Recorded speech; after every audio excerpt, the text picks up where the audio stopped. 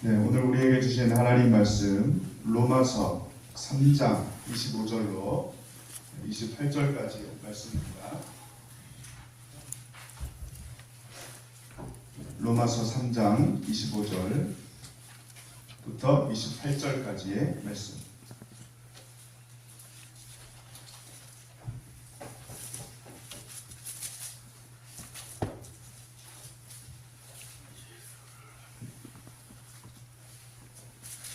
다 찾으신 줄 알고 제가 공독하겠습니다.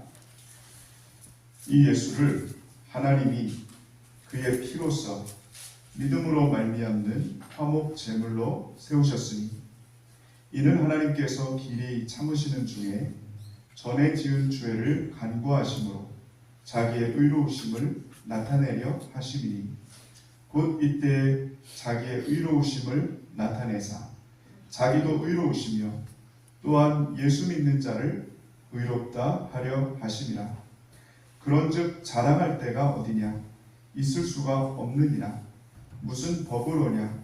행위로냐? 아니라 오직 믿음의 법으로니라. 아멘. 오늘 본문 말씀을 중심으로 화목 제물이란 제목으로 하나님의 말씀을 증거하도록 하겠습니다. 여러분 10월 마지막 주일이 어떤 주일인지 아십니까? 10월 마지막 주일은 종교개혁 기념주일입니다. 그래서 우리가 종교개혁의 결과로 우리 개신교가 세워졌습니다. 그러므로 우리는 종교개혁 기념주일을 앞두고 우리의 신앙의 진리가 무엇인지, 왜 우리가 카톨릭으로부터 떠나서 개신교를 세우게 되었는지 그것을 한번 생각해보는 그 시간을 갖고자 합니다. 그래서 종교개혁 기념주일의 의의는 뭐냐면은 우리가 믿는 바가 무엇이냐, 우리의 신앙 고백이 무엇이냐 하는 것을 다시 한번 점검하고 확인하는 그런 의미가 있습니다. 그래서 지난주부터 시작해서 계속 교리적인 그런 설교를 하게 되었습니다. 그런데 이 지난주부터 시작되는 이 설교들은 신앙의 정수에 대해서, 가장 핵심에 대해서 설명하는 그런 설교이기 때문에 여러분들 귀담아 들으시고 필요하면 메모도 하시고 그래서 여러분의 마음속에 잘 새겨두시기를 부탁을 드리겠습니다. 오늘 로마서 3장 25절에서 27절까지의 말씀은 우리 기독교 신앙의 핵심 중의 핵심입니다.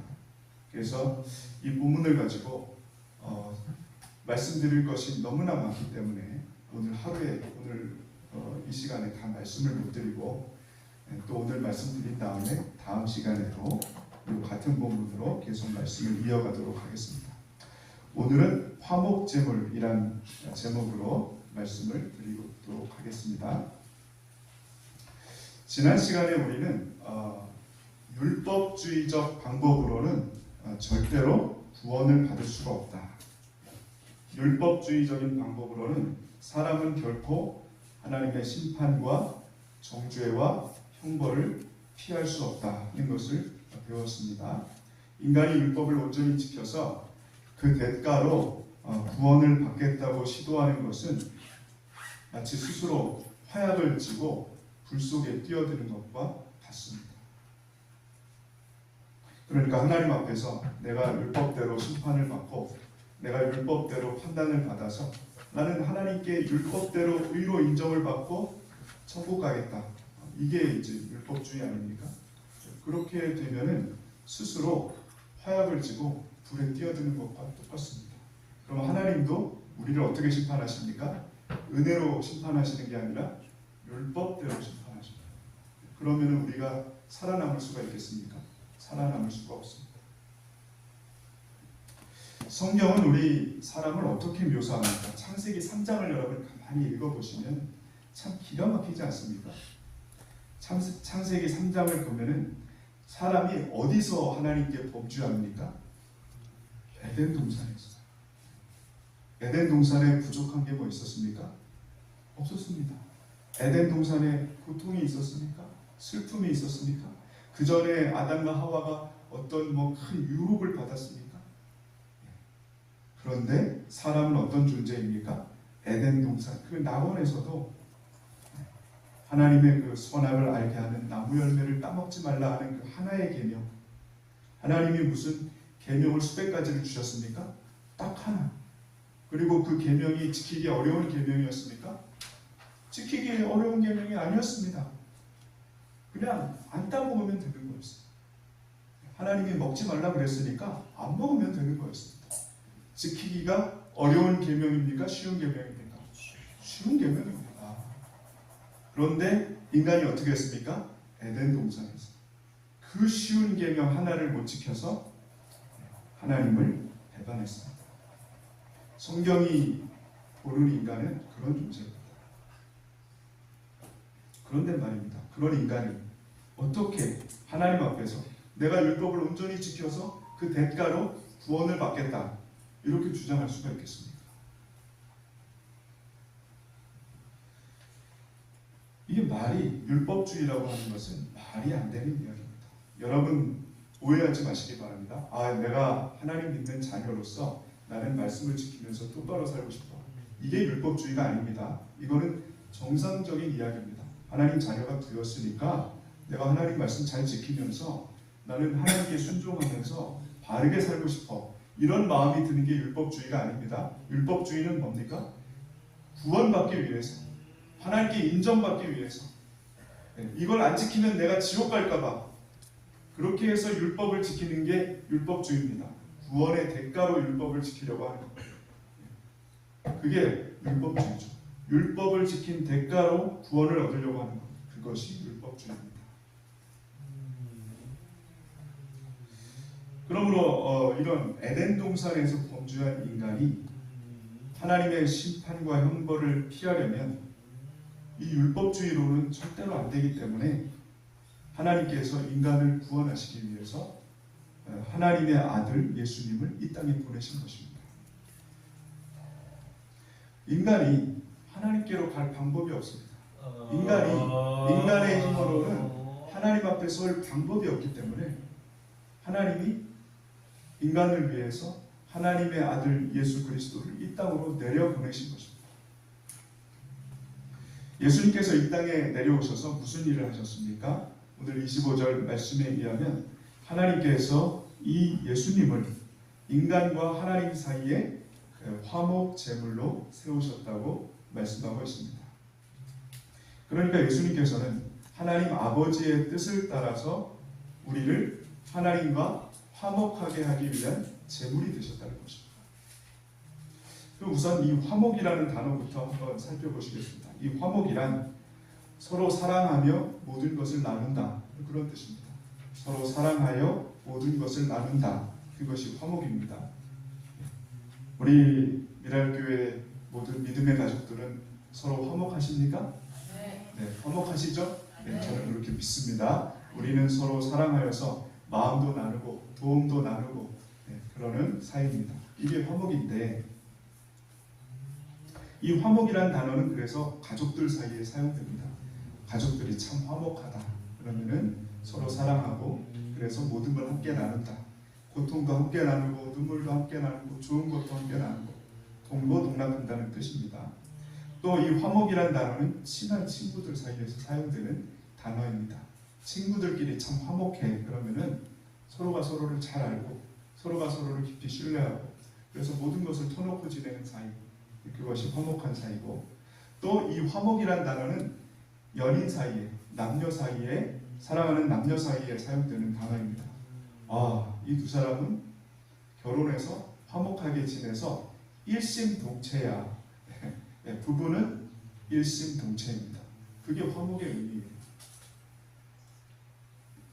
그래서 하나님께서 우리를 만드신 이유가 뭡니까? 하나님께서 우리를 창조하신 이유는 무슨 우리를 이용하기 위해서 의자 만들듯이 그렇게 만드신 것이 아니고, 하나님이 우리를 만드신 이유는 우리와 화목하게 지내시려고 우리를 만드신 것입니다. 한번 따라해 주시겠습니까? 하나님은 우리와 화목하게 지내시려고 우리를 만드셨습니다. 우리를 만드셨습니다. 그래서 하나님은 우리를 어떻게 대우하십니까? 우리를 하나님의 자녀로 대우하십니다. 우리가 힘들면은 그렇게 외치죠. 하나님 왜 저를 만드셨어요? 왜 저를 태어나게 하셨습니까? 막 이렇게 원망하죠, 그죠? 차라리 안 태어났으면 이 고생 안 할 텐데. 그 소리를 듣는 하나님이 되게 슬프십니다. 나는 너를 사랑하는데, 나는 너하고 같이 있고 싶어서, 너하고 화목하게 지내려고 너를 만들었는데, 네가 나한테 이렇게 얘기하면 어떡하나? 그리고 하나님은 우리를 친구처럼 생각하십니다. 친구로 대하시죠. 하나님은 우리와 깊은 마음을, 신뢰를 나누기를 원하십니다. 그래서 하나님이 우리에게 강조하시는 게 뭡니까? 믿음이죠. 믿음. 하나님이 내 좀 믿어줘 이렇게 말씀하십니다. 하나님이 믿어달라고 얘기하십니다. 나 의심하지 말고 내가 너를 사랑한다는 거 끝까지 믿어줘. 너의 환경이 어떻든지 간에, 너의 상황이 어떻든지 간에 나를 좀 믿어줘. 친구 아니니? 친구면 믿어야지. 친구를 의심하기 시작하면 그 다음부터 친구가 아니죠.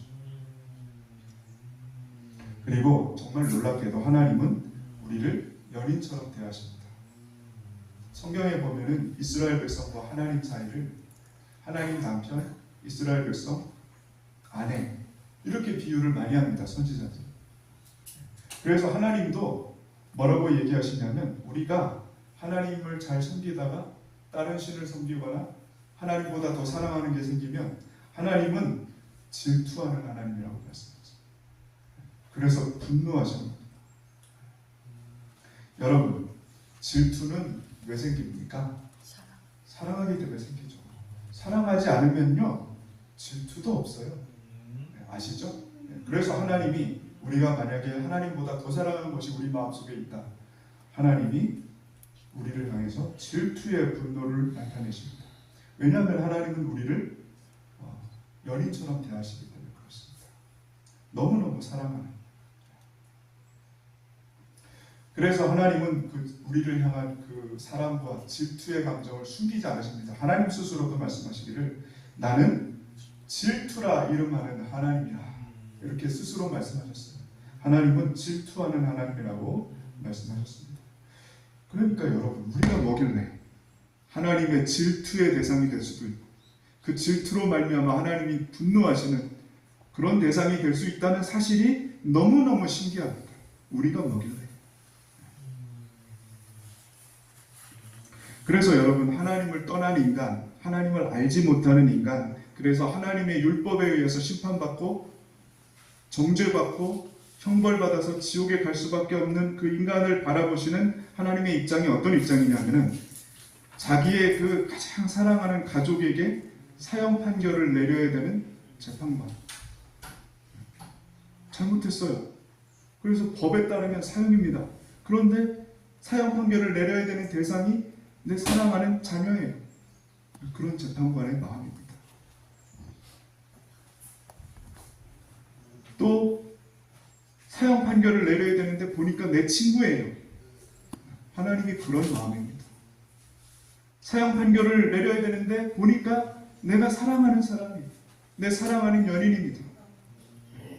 하나님이 하나님을 믿지 않고 하나님을 멀리 떠나서 살면서 나중에 지옥의 판결을 받고 멸망하는 그런 사람들을 바라볼 때 하나님의 입장이 그렇다는 것입니다. 그러면 우리는 생각하기를 하나님은 전능하시고 온 우주의 주인이시니까 하나님 마음대로 그래 그냥 뭐 용서해 주지 뭐. 하나님이 재판관이시니까 무죄 그냥 이렇게 망치 3번 딱딱딱 두드리면서 무죄 선언하면 다 되는 거 아닌가? 그렇게 할 수가 없습니다. 만약에 하나님이 그런 신이라면 신이 아니죠. 하나님은 본질상 하나님의 성품상 공평하고 공의로운 분입니다. 그렇기 때문에 죄 지은 사람을 하나님이 아무 근거도 없이 무죄, 너 그냥 내가 용서해 줄게 이걸로 끝, 그렇게 할 수가 없는 것입니다. 그러니까 하나님은 하나님이 세우신 원칙을 하나님이 깨버릴 수가 없어요.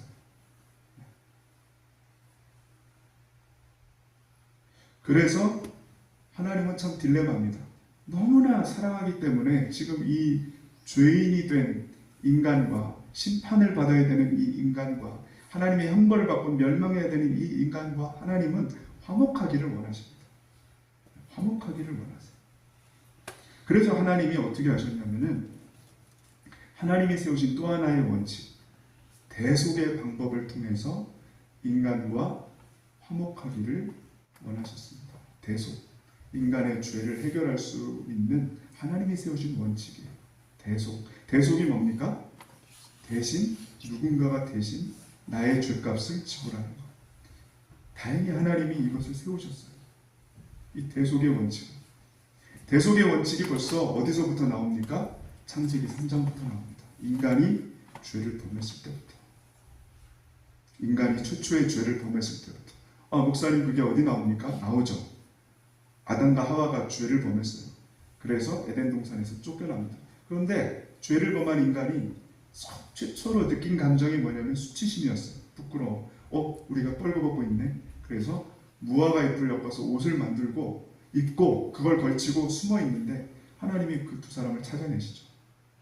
그리고 죄를 범했기 때문에 에덴 동산에서 쫓아내시는데 그 벌거벗은 두 사람을 하나님이 불쌍히 여기셔서 두 사람에게 가죽옷을 지어서 입히셨습니다. 그들의 부끄러움을 이렇게 가려주셨죠. 그런데 여러분, 가죽옷이 나오려면은 죽어야 돼요. 네. 누가 죽었을까요? 양이 죽었겠죠. 양가죽옷일 겁니다.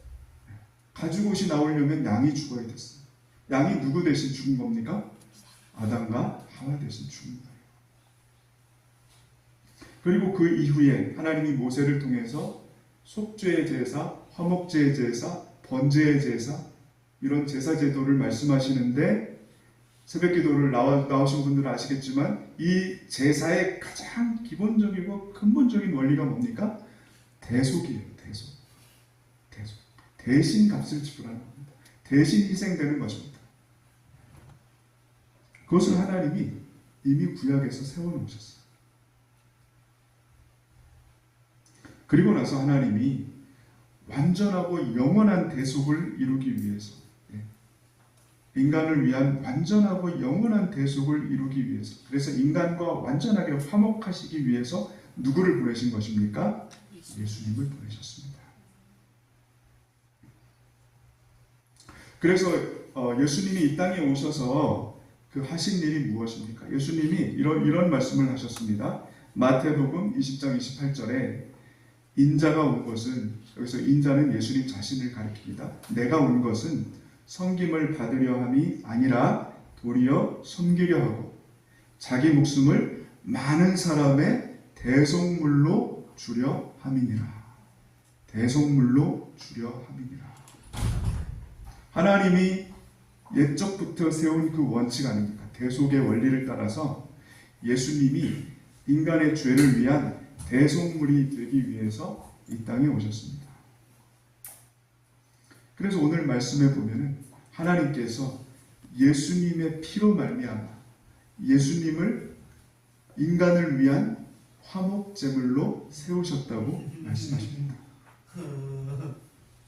그래서 예수님은 하나님의 아들이시지만 인간의 죄를 대속하려면 누가 되어야 됩니까? 인간이 되어야 되죠. 인간만이 인간을 대표할 수 있기 때문입니다.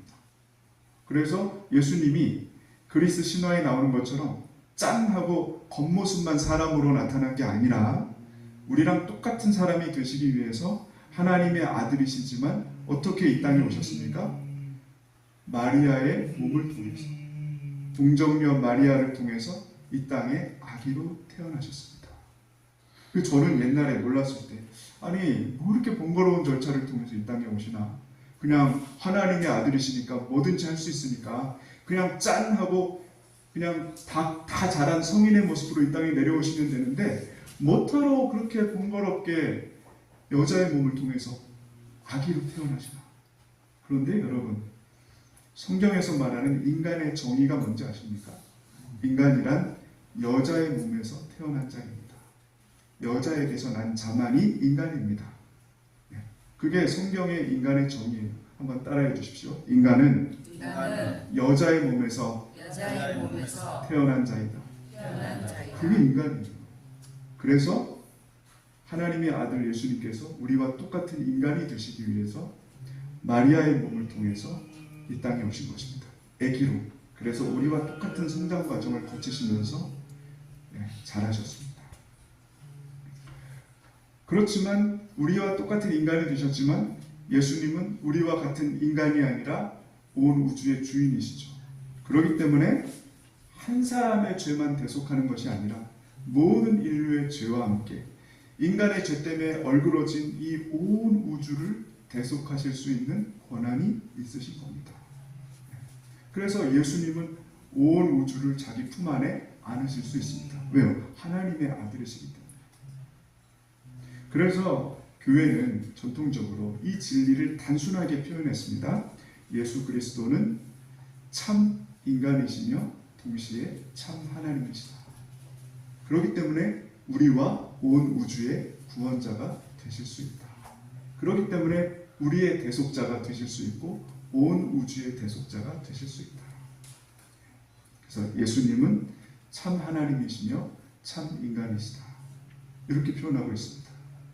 이해가 되시죠? 예. 그래서 여러분, 우리 기독교의 입장에서 보면은 예수님 외에는 온 인류와 우주를 구원할 존재가 예수님 외에는 없습니다. 다른 존재가 없어요. 왜요? 예수님만이 참 사람이시고 예수님만이 하나님의 아들로서 참 하나님이시기 때문입니다. 자, 그런데 예수님은 어떤 방법으로 우리의 죄를 대속하시고 우리를 위한 화목제물이 되셨습니까?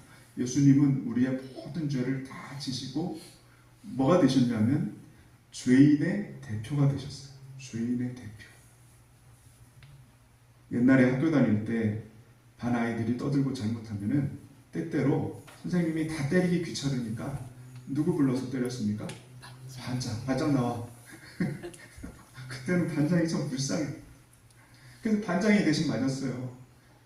그 반장이 우리 대신 맞았죠. 우리가 맞은 걸로 치는 거예요. 그 우리는 무사하고 반장은 벌을 받았죠. 매를 맞았죠. 그래서 예수님이 온 인류 죄인의 대표가 되셨기 때문에 죄인의 대표로서 십자가에서 죄인이 받을 형벌을 대신 받으신 것입니다. 그래서 십자가가 그렇게 무서운 겁니다.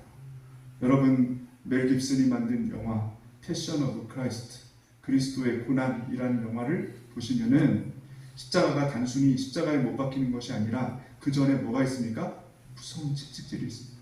정말 꿈에 나올까 봐 무서운 채찍질이죠. 그리고 십자가의 그 고통은 또 얼마나 큰 고통입니까? 여러분, 신기하게도 인간이 만든 사형 제도 중에서 가장 잔인하고 가장 고통스러운 방법으로 사람을 천천히 죽이는 것이 십자가형이라고 합니다. 그렇게 해서 예수님은 십자가 위에서 온몸의 피를 다 쏟으시고 죽으셨어요. 왜 그러냐면은 피 흘림이 없은즉 대속이 없기 때문입니다. 인간의 죄를 대속하는 유일한 방법은 피를 흘려야 됩니다. 구약에서는 가축이 피를 흘렸지만 하나님 그거 가지고 안 된다. 상식적으로 생각해 보건데 인간보다 못한 가축이 어떻게 인간의 죄를 대속합니까? 그러니까 구약의 제사 제도는 완전한 것이 아니라 우리에게 하나의 약속이고 하나님의 미리 보여주시는 표징입니다. 자, 내가 이런 방식으로 이제 인류를 영원히 구원할 거야. 하나님의 구약에서 제사 제도를 통해서 계속 보여주시는 겁니다. 그러다가 완전한 제물이신, 완전한 대속의 제물이신 예수님이 오셔서 십자가에서 우리를 위하여 모든 피를 다 쏟으시고 죽으심으로 말미암아 우리의 죄를 완전하고도 영원하게 속죄하셨습니다. 이거에 대해서는 다음 시간에 말씀드릴게요. 우리의 죄는 예수님의 십자가로 말미암아 완전하고도 영원히 속죄가 되었습니다. 그렇기 때문에 이제 우리는 어떻게 됐습니까? 하나님과 화목하게 된 것입니다. 예수님으로 말미암아 하나님과 화목한 관계가 되었습니다. 자, 아까 화목이 어떤 거라고 말씀드렸습니까? 서로 사랑하고 서로 모든 것을 나눈다. 그래서 말입니다. 여러분, 우리가 죄를 짓고 우리의 몸과 마음이 추해졌을 때 하나님 앞에 나가서 우리 죄를 고백하죠. 하나님, 우리가 한 주간 살다 보니까 이런 짓도 했고 저런 짓도 했고 이런 잘못도 했고 이렇게 잘못했습니다. 하나님, 예수님의 이름으로 용서해 주십시오. 그러면 하나님께서 그 모든 죄를 다 하나님께로 다 옮기십니다. 그리고 하나님의 깨끗한 의를 우리에게 주시는 것입니다. 안 믿는 사람들이 보면 참 약올르겠죠. 그죠? 우리는 우리 죄를 고백만 하면은 하나님이 우리 죄를 깨끗하게 씻어주십니다. 그래서 안 믿는 사람들은 시기 질투해서 그게 말이 안 된다 얘기하지만 그렇게 하지 않으면 사람은 구원받을 수가 없습니다.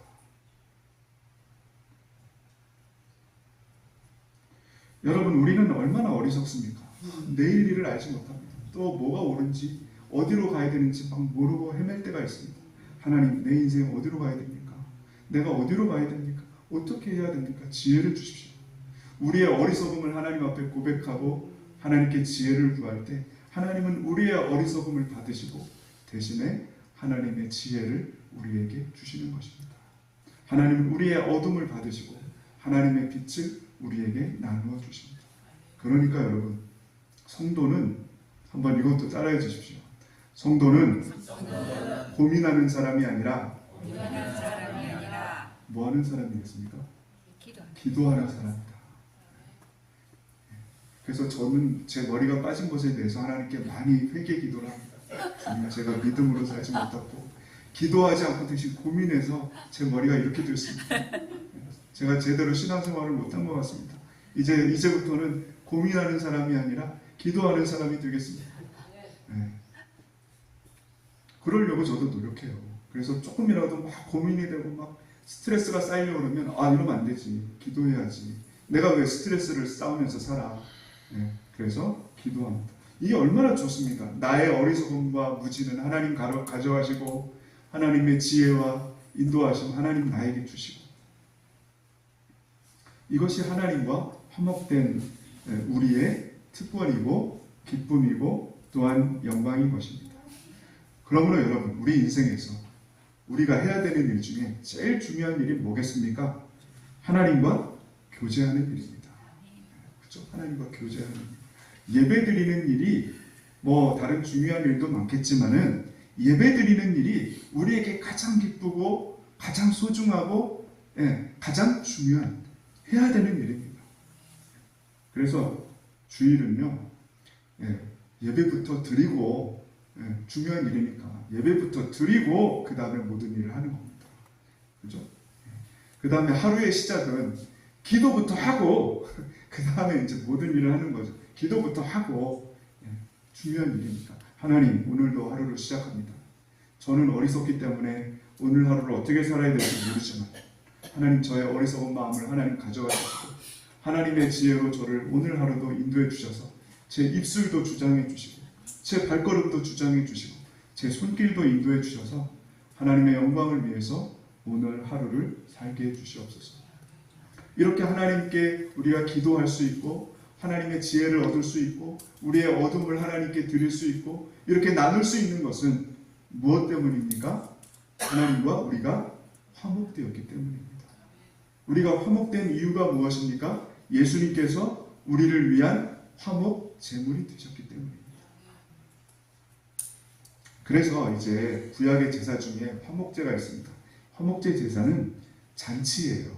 하나님께 너무나 감사하지 않습니까? 추수감사주일날 추수감사절 때 주로 이 화목제를 드리는데 하나님께 제물을 드리고 하나님이 은혜를 주셨잖아요.